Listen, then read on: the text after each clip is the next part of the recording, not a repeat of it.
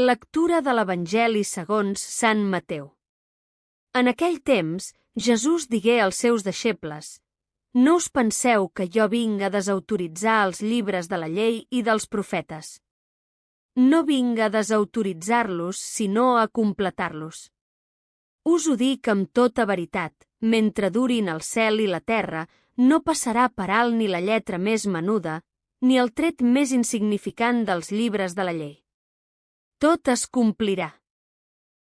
Per tant, aquell que deixi de complir un dels manaments més petits i ensenyi als altres a fer el mateix, serà tingut pel més petit en el regne del cel, però aquell que els compleixi i ensenyi a fer-ho, serà tingut per gran en el regne del cel. Jo us dic que si no sou més justos del que ho són els mestres de la llei i els fariseus, no entrareu pas al regne del cel. Ja sabeu que els antics els van manar: no matis, i tothom que mati serà reu davant el tribunal. Doncs jo us dic: el qui s'enfadi amb el seu germà serà reu davant el tribunal. El qui digui al seu germà una paraula de menyspreu serà reu davant el Sanedrí, i el qui l'insulti acabarà al foc de l'infern. Per això, ni que et trobis ja a l'altar, a punt de presentar l'ofrena, si allà et recordes que un teu germà té alguna cosa contra tu, deixa allà mateix la teva ofrena i ves primer a fer les paus amb ell. Ja tornaràs després a presentar la teva ofrena.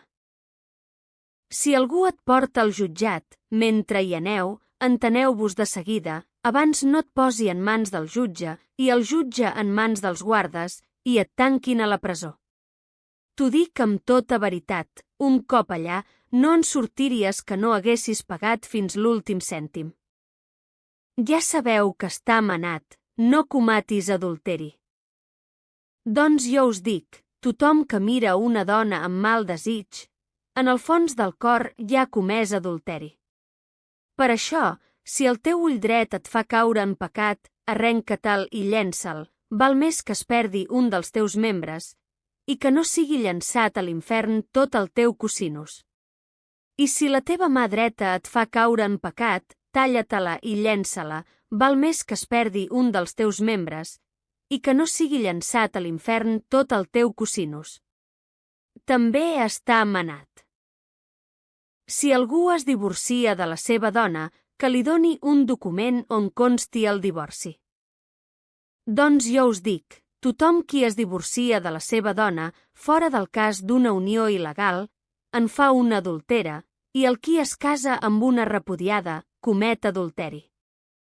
També sabeu que els antics els van manar: no trenquis els juraments. I també, compleix tot allò que has jurat en nom del Senyor. Doncs jo et dic, no juris mai. Ni pel cel, que és el tron de Déu, ni per la terra, que és l'escambell dels seus peus, ni per Jerusalem, que és la ciutat del gran rei, ni pel teu cap, ja que tu no pots ni fer tornar blanc o negre un sol cabell. Digueu senzillament sí quan és sí i no quan és no. Tot allò que dieu de més ve del maligne.